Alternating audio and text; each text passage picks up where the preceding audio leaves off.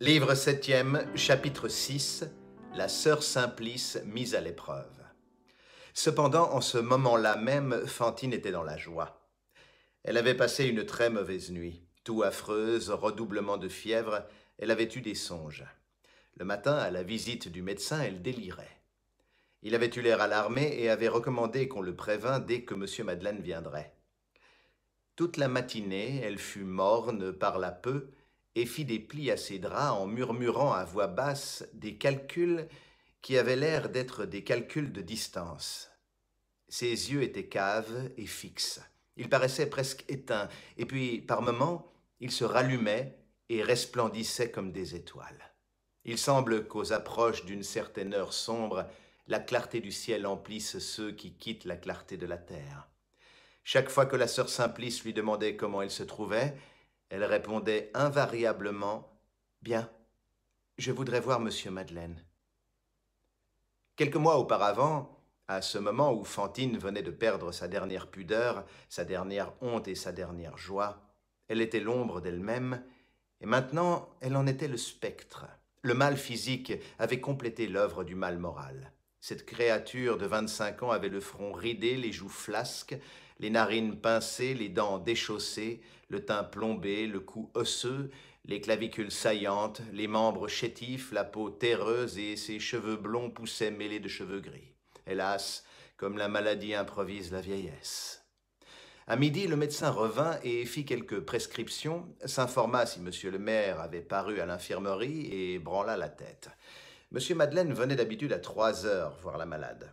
Comme l'exactitude était de la bonté, il était exact. Vers 2h30, Fantine commença à s'agiter. Dans l'espace de 20 minutes, elle demanda plus de 10 fois à la religieuse « Ma sœur, quelle heure est-il » 3 heures sonnèrent. Au 3e coup, Fantine se dressa sur son séant, elle qui d'ordinaire pouvait à peine remuer dans son lit. Elle joignit dans une sorte d'étreinte convulsive ses 2 mains décharnées et jaunes, et la religieuse entendit sortir de sa poitrine un de ces soupirs profonds qui semblent soulever un accablement. Puis Fantine se tourna et regarda la porte.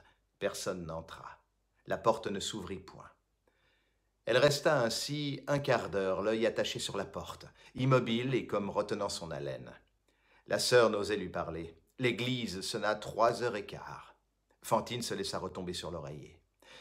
Elle ne dit rien et se remit à faire des plis à son drap. La demi-heure passa, puis l'heure. Personne ne vint. Chaque fois que l'horloge sonnait, Fantine se dressait et regardait du côté de la porte, puis elle retombait. On voyait clairement sa pensée, mais elle ne prononçait aucun mot. Elle ne se plaignait pas, elle n'accusait pas. Seulement, elle toussait d'une façon lugubre. On eût dit que quelque chose d'obscur s'abaissait sur elle. Elle était livide et avait les lèvres bleues. Elle souriait par moments. 5 heures sonnèrent. Alors la sœur l'entendit qui disait très bas et doucement « Mais puisque je m'en vais demain, il a tort de ne pas venir aujourd'hui. » La sœur Simplice elle-même était surprise du retard de M. Madeleine. Cependant, Fantine regardait le ciel de son lit. Elle avait l'air de chercher à se rappeler quelque chose.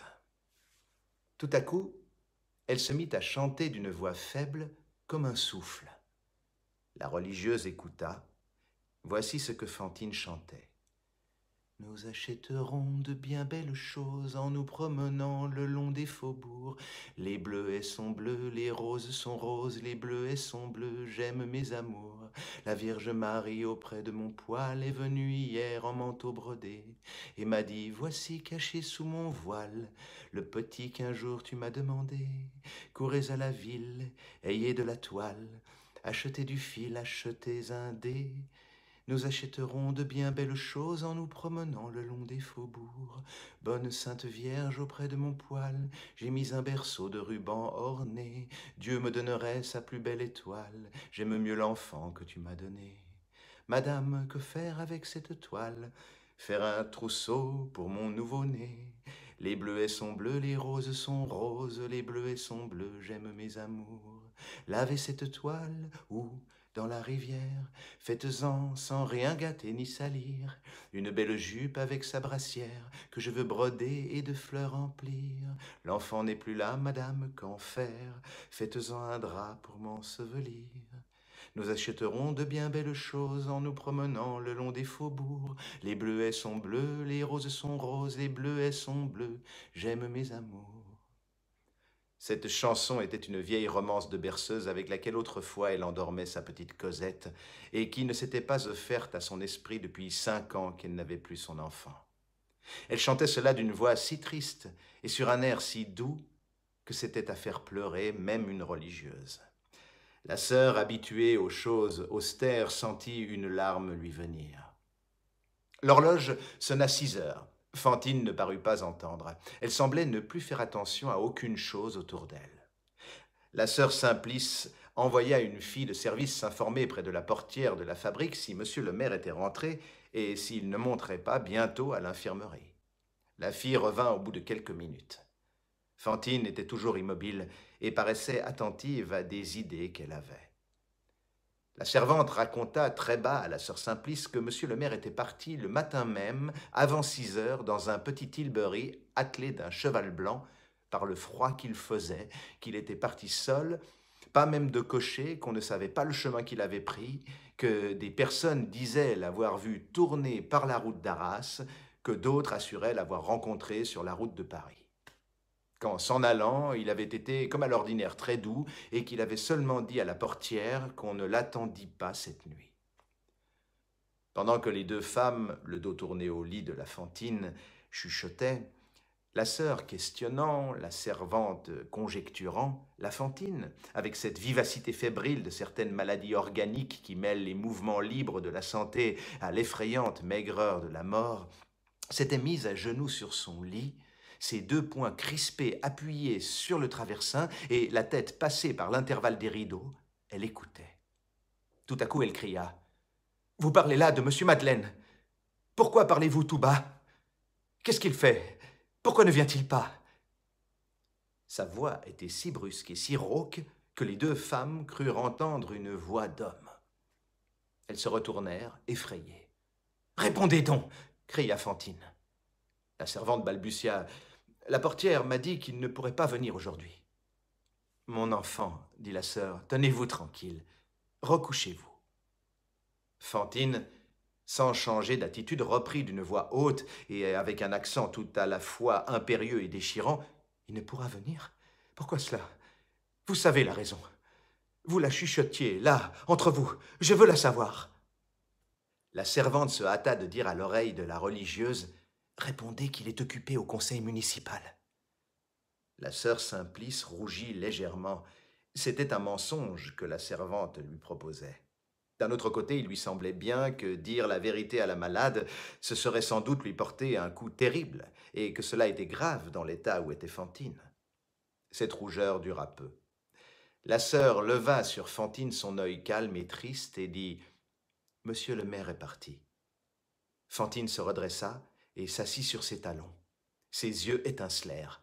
Une joie inouïe rayonna sur cette physionomie douloureuse. « Parti » s'écria-t-elle. « Il est allé chercher Cosette. » Puis elle tendit ses 2 mains vers le ciel et tout son visage devint ineffable. Ses lèvres remuaient, elle priait à voix basse. Quand sa prière fut finie, « Ma sœur, dit-elle, je veux bien me recoucher. Je vais faire tout ce qu'on voudra. Tout à l'heure, j'ai été méchante. Je vous demande pardon d'avoir parlé si haut. C'est très mal de parler haut, je le sais bien, ma bonne sœur. Mais voyez-vous, je suis très contente.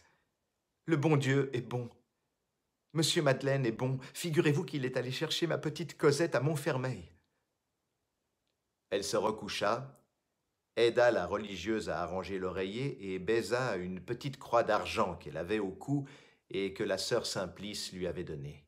« Mon enfant, dit la sœur, tâchez de reposer maintenant et ne parlez plus. » Fantine prit dans ses mains moites la main de la sœur qui souffrait de lui sentir cette sueur. « Il est parti ce matin pour aller à Paris. Au fait, il n'a pas même besoin de passer par Paris. Montfermeil, c'est un peu à gauche en venant. Vous rappelez-vous, comme il me disait hier, quand je lui parlais de Cosette, bientôt, bientôt?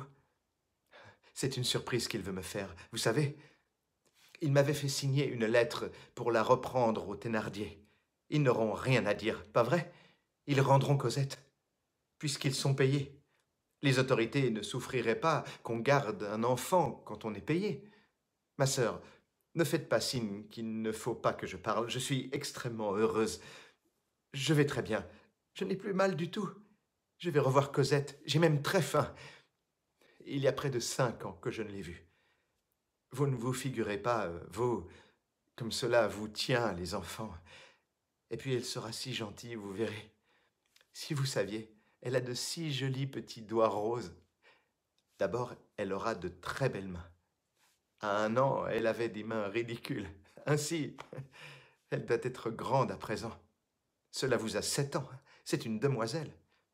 Je l'appelle Cosette, mais elle s'appelle Euphrasie. Tenez, ce matin, je regardais de la poussière qui était sur la cheminée et j'avais bien l'idée comme cela que je reverrais bientôt Cosette. Mon Dieu, comme on a tort d'être des années sans voir ses enfants. On devrait bien réfléchir que la vie n'est pas éternelle. Oh, comme il est bon d'être parti, monsieur le maire. C'est vrai, ça, qu'il fait bien froid. Avait-il son manteau, au moins? Il sera ici demain, n'est-ce pas? Ce sera demain fête. Demain matin, ma sœur, vous me ferez penser à mettre mon petit bonnet qui a de la dentelle. Montfermeil, c'est un pays. J'ai fait cette route-là à pied dans le temps. Il y a eu bien loin pour moi. Mais les diligences vont très vite. Il sera ici demain avec Cosette. Combien y a-t-il d'ici à Montfermeil? La sœur, qui n'avait aucune idée des distances, répondit « Oh, je crois bien qu'il pourra être ici demain. »« Demain, demain, dit Fantine. Je verrai Cosette demain. Voyez-vous, bonne sœur du bon Dieu, je ne suis plus malade. Je suis folle. Je danserai si je voulais. » Quelqu'un qui l'eût vue un quart d'heure auparavant n'y eût rien compris. Elle était maintenant toute rose, elle parlait d'une voix vive et naturelle, toute sa figure n'était qu'un sourire. Par moments, elle riait en se parlant tout bas. Joie de mère, c'est presque joie d'enfant. Eh bien, reprit la religieuse, vous voilà heureuse. Obéissez-moi, ne parlez plus. Fantine posa sa tête sur l'oreiller et dit à demi-voix, oui, recouche-toi. Sois sage puisque tu vas avoir ton enfant. Elle a raison, sœur Simplice. Tous ceux qui sont ici ont raison. Et puis, sans bouger, sans remuer la tête, elle se mit à regarder partout avec ses yeux tout grands ouverts et un air joyeux, et elle ne dit plus rien. La sœur referma ses rideaux, espérant qu'elle s'assoupirait. Entre 7 et 8 heures, le médecin vint. N'entendant aucun bruit, il crut que Fantine dormait, entra doucement et s'approcha du lit sur la pointe des pieds. Il entr'ouvrit les rideaux et, à la lueur de la veilleuse, il vit les grands yeux calmes de Fantine qui le regardaient. Elle lui dit « Monsieur, n'est-ce pas, on me laissera la coucher à côté de moi dans un petit lit ?» Le médecin crut qu'elle délirait. Elle ajouta « Regardez plutôt, il y a juste de la place. » Le médecin prit à part la sœur Simplice qui lui expliqua la chose, que M. Madeleine était absent pour 1 jour ou 2 et que, dans le doute, on n'avait pas cru devoir détromper la malade qui croyait M. le maire parti pour Montfermeil. Qu'il était possible, en somme, qu'elle eût deviné juste. Le médecin approuva. Il se rapprocha du lit de Fantine et reprit « C'est que, voyez-vous, le matin, quand elle s'éveillera, je lui dirai bonjour à ce pauvre chat. Et la nuit, moi qui ne dors pas, je l'entendrai dormir. Sa petite respiration si douce, cela me fera du bien. »« Donnez-moi votre main, dit le médecin. Elle tendit son bras et s'écria en riant. « Ah tiens, au fait, c'est vrai. Vous ne savez pas, c'est que je suis guéri. Cosette arrive demain. » Le médecin fut surpris. Elle était mieux. L'oppression était moindre.